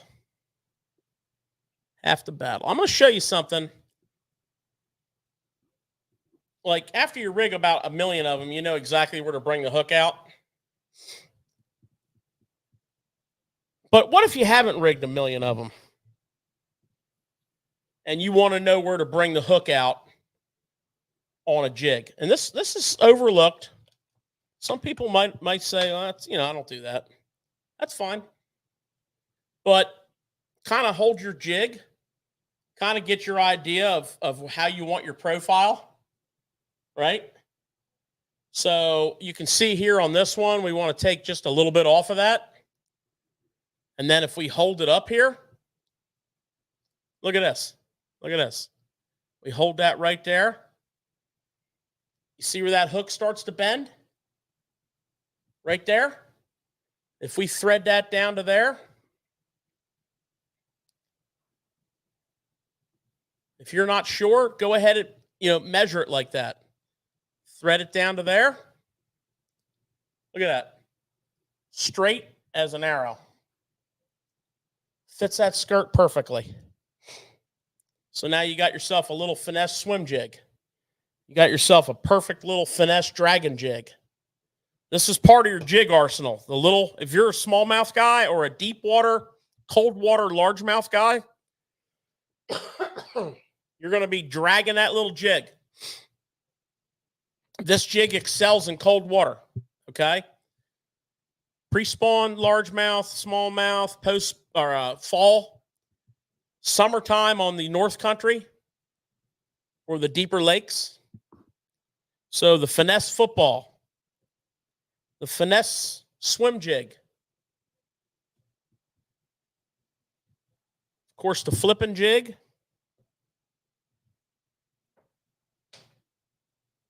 the big football, 3/4 ounce for dragging. Think of it as a Carolina rig. Drag it. Why is a football so good? Because it doesn't lay over. It hits and stands up, and you can rock it. You can wave that trailer up in the air, up in the water. And then the wild card, the mop jig. This is also a cold water jig. This is a pre-spawn, and this is, depending on your part of the country, not there yet. Other parts of the country, it is there yet. There's a point where these fish are still shallow, 5-6 foot. The water's cooler, and they're looking for a big bite. That's when you bust out the mop jig, and this thing delivers big fish. I think it's that true fall jig, when you're really into that fall. You don't trim it. Don't trim it. You don't trim it. It's a true fall jig, to me. For me, this fish are really, really, really setting up for the winter. Their feet, they're still shallow. They went shallow. The bait went shallow, and they're looking for a big meal to feed up. That water temperatures in those lower 50s, 48s, 49s, 52. That's when that thing really shines, man. It's a big fish catching machine. Love it. You putting a trailer on that or no? Oh, yeah. Yeah. Yeah, Big- full-size crawl. Big old crawl. Full-size hang a chunk on it. They used to make a crawl. It was like a Mac Daddy crawl. It was like a big, huge crawl. Lobster, I think they called it, from Strike King. That's what those guys put on that thing, the lobster. I like to hang a chunk on this because I can get that long look. Look at that when you hang that chunk. I like a full size rage bug or rage crawl on there. Leave it full. Don't cut anything off of it. My God. Put that rage on there. Thing's got rattles built into it. It's all big rubber, living This is rubber. Buckeye. Yeah. Buckeye lures. They make a football jig too. A Football mop. football mop jig, big, skirted, drag it on the bottom. Guys don't realize how really important a football jig is. You start dragging that thing around on points and on humps and on flats, and just drag it. You can fish it pretty quickly. You can cover a lot of water with it. It's the Carolina rig of jigs. It's pretty special. And it's, even though all these fish are turned on to bait fish right now, they're not going to pass up a big old crawdad. I mean, they're going to suck a crawdad in. I mean, a lot of these fish we're catching now, you bring them up to the boat and they got crawdad legs, down their throat. So they're still eating crawfish. They're getting what the most of the gist is, which is the migration of bait fish, or the movement of the bait fish, or the abundancy of bait fish. But when they're hanging out, man, and the big old crawdad walks by, they ain't going to say, I just had some shad. No, they're going to suck that sucker up, man. They love them. It's good stuff. Yep. What else you got on the jigs there, Nick? Well, one thing I took notice of, and you guys mentioned it, with a good rod that you can feel, is on a casting jig, which I like to throw a lot. what I see a lot of people make a mistake is they'll cast it out there. They know the structure's out there, but when they bump against it, they set the hook. And they either set the hook in the structure or they pull the fish away from the structure when they set the hook on nothing. And it's not what you want to do. Yeah. You know, you want to kind of bring your bait into the cover, because we got to get that right. Right. Thank George? you. I was starting to got get it right. I was getting a twitch. Yep. He was back in getting the a back twitch of my over neck there. here. But you bring that bait into the cover. I was twitching. You feel it with a good rod. You do. And then instead of setting the hook, you just kind of maybe jerk it up a couple, like not hard, and it actually triggers that bite. There's actually a couple things to what you're saying there that to me are exact. So you let's all picture our little piece of cover on the bottom of treetop, and you want to drag that jig into that, and then kind of bounce it into that a little bit. Okay. Now, if you're dragging that little football jig, it's rocking up like this. If I'm fishing offshore wood, I like a casting jig, a regular, like, pointy nose jig. But if I'm dragging that little football jig and I hit that, I want to kind of knock on the door a little bit. Okay. Front door of the house. Knock, knock, knock. Rock my crawl up. Then I'm going to pull it up there and I'm going to kind of get a little bit aggressive with it to pop it up over that. But then I'm going to follow it down so it falls back down. And now I'm in the living room. Okay. Dragging around the living room, get to the next door, same thing. Pop, pop, pop, bang it up over there. Most of those jig bites are going to be it's the classic jig bite. It's probably one of the reasons that you love fishing a jig is that jig bite. Dunk. I mean, that's where it's all at. So drop the rod, pick up the slack, think about your jig. Okay. If you've got the big 3/4 ounce 5/0 hook football jig, put the wood to them. Okay. Sidearm hook set on a football jig, sidearm hook set. Okay. If you've got the finesse right here, hit him about that hard. Don't cross his eyes. Don't let your front feet leave the deck of the boat. On the big jig, you can clear the deck. That's called the Jim Tut. On the small jig, you want to kind of swing and sweep. That hook will find its way home. That's how you set the hook on small jigs. Yeah, any small hook like that is kind of pressure set them. But it goes with what Nick's saying. But it's such an awesome way to fish because your jig is your eyes and it's painting a picture. Now, here's the important part: you're offshore. Have a lineup. Okay, yeah, you're on spot lock. Great, wind's blowing your boat around. Okay, boat's not really going this way too far, but it's moving like this. Have a lineup. Put that next cast 3-4 feet to the right. Repeat. Do it again. Repeat. If you find that sweet spot, hit that on every single cast because there might be 5-6 fish in there fired up. And that is the beauty of the offshore jig. Good stuff, George. It's awesome. I think we should do everybody should pick a day in the next 2 to 3 weeks and do nothing but jigs. And then we'll get back on the channel here and we will go over that a little bit and say, well, Nick just won a tournament on Saturday on a jig. Yeah, and really everything that George and I were just talking about is exactly how I did it. I didn't use any of my electronics, but I did know this lake very well. And I did exactly what George said. You might be on spot lock, but you're triangulating like where your cast is.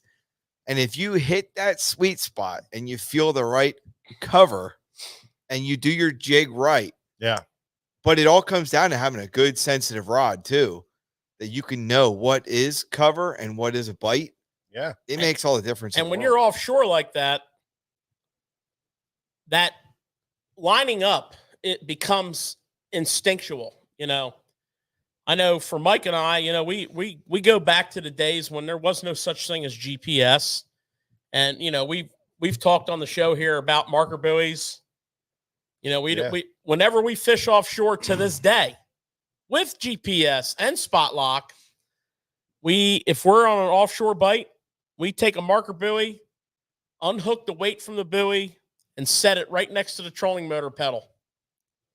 And if we get on a hot little deal, we just kick the buoy off the front of the boat.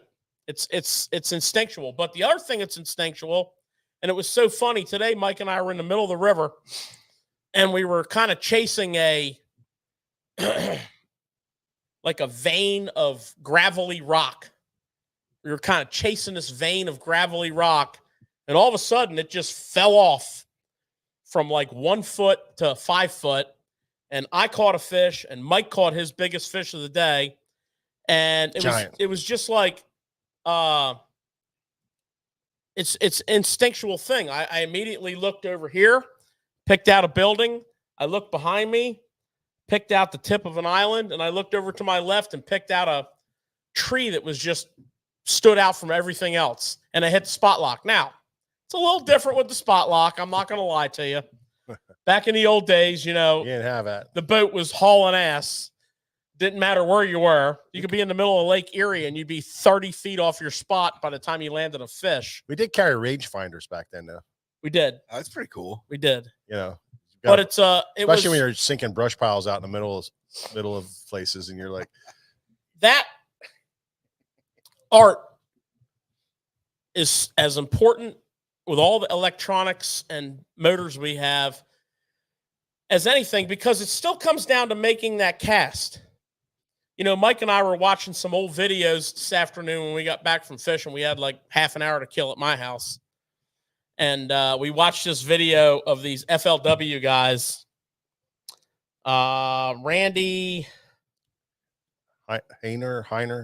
Haynes. Randy Haynes was offshore on this tip of this little point that was 25 feet deep. No spot lock, just his trolling motor and his GPS. He didn't even have a buoy out, but he was lined up. He was out in the middle of the lake, but he had his lineups. And Jason Lambert come running down the lake and did a U-turn on him. And literally, when he stopped his boat, he hit his boat. And they sat there with their boats bumping together, raising hell with each other. But the point is, when you're in a situation like that, it wants to be a second nature. Like you don't even think about it. It's not like, oh, we have to find something to line up on. You just go like this. I got 3 things. I've got 3 things. As soon as I get the hook set and start fighting the fish, now I have the spot lock, but I have 3 lineups. It's automatic. It's like, the wind can blow your boat, around in circles and stuff, when on the spot lock. Well, not only that, you're in the you're way offshore. So, let's say your boat's only pivoting, right? My point is, if you're trying to hit a piece of cover this big, that's not easy. I don't care if you have a waypoint. I don't know how many of you are like really good at sitting on top of a waypoint in the middle of a lake, but it's not easy. To within a foot of having that cast every time. So that lineup trick is so clutch. Whether you're throwing a jig, which is what we're talking about tonight, or a crankbait, or a rig.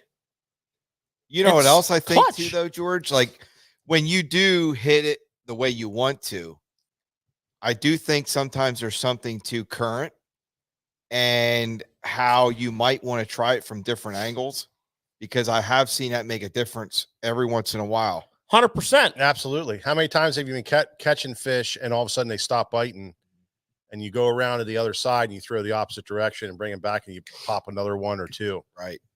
Or you go in on the shallow side and throw out to the deep and bring it up to the shallow. Now, have you guys found that same thing to be true? Because you guys fished a lot more like docks than I have. You find the same thing to be true on docks? Yeah. Not really for me. Okay. Not really for me, because there's you present your baits from you go into one side of the dock and then you come out, you do the front, and you go in the other side of the dock, because that's a whole nother set of poles. Maybe it is because of angle. Well, We go to the other side because a lot of times you can cast underneath the dock, but we do both sides of the dock. If it's a good dock, we fish both sides of it. Dock fish are notorious for being very patternable. Yeah, front of the dock, Back middle of of the the dock. dock, back of the dock, and crossbars. we can all think back to like these instances where it's like unfrickin' believable. Yesterday they were on the front of the dock. Today they're on the first two pilings off the bank in 1.5 feet of water. Yeah. All of which a jig is freaking phenomenal for pitching on a dock. Awesome. But one of the things I like to pay attention to on everything cover oriented is current. And, if you fish a lake that doesn't have hydroelectric and you don't think there's current, think again. All big bodies of water have a certain amount of current. Wind current. Wind current. All your natural lakes, like up in like Champlain, for instance, has a river feeding one end of it. When you're all the way up the north end and you look at like the gut, freaking current's ripping through there, man, on certain days when it's windy. Yeah. I've seen it actually downhill you're going through there, you're going downhill because that's skinny above it. And there's so much water trying to get through that hole that it stacks up. And let me tell you something. Don't go too far. Did you ever catch any fish on a jig up there? Heck yeah, I did. I found a pattern one time. It was 15 feet of water. If I went anywhere in that lake and fished that same type of secondary point or whatever in 15 feet with my jig, boom. Got one. But I something that you said about current. I was in the inland sea this year. I'm telling you, if you caught a fish and you didn't hit spot lock or whatever, you were 8-10 feet, maybe more, 20 feet down. In a lake. On the lake. I know it. It's crazy. That lake is it's a mysterious body of water. The way the water moves in there. I've spent a lot of time on that lake, and I've been very blown away by how much water moves through such a big place. And you better believe that current is important. And I don't care where you're at. That current's important. So anyways, guys, we went on and on and on like we are prone to do. We appreciate you hanging in there with us because we do get a little winded, but we wanted to talk about jigs. It's a favorite topic of all three of ours. Yeah, we love jig fishing. Hope you learned something from it.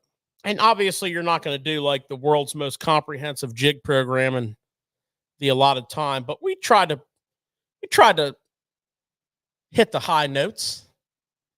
I think we got it. Get us home, Mike. Get us home. All right, brother. Oh, here we go.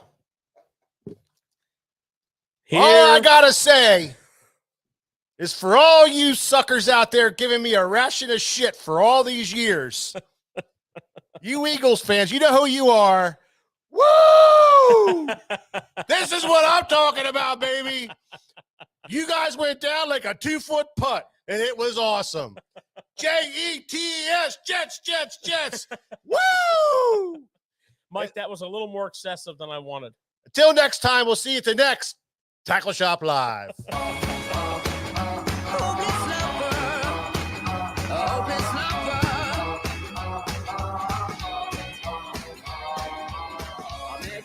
A sunny day, right there you took my breath away. Young and pretty, was it just a dream? The next day you called me up, you told me I'm your little buttercup. You came over and you fell into my arms.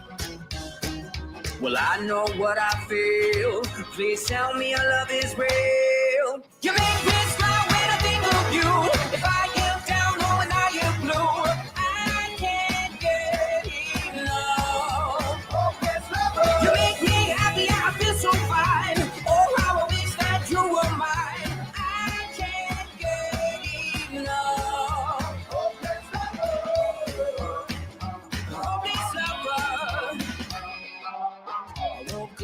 soaked in sweat, with chills running down my neck. I'm going crazy from just the thought of you. A long blonde hair and your beautiful smile. Your sense of humor makes it all worthwhile. Don't make me wait.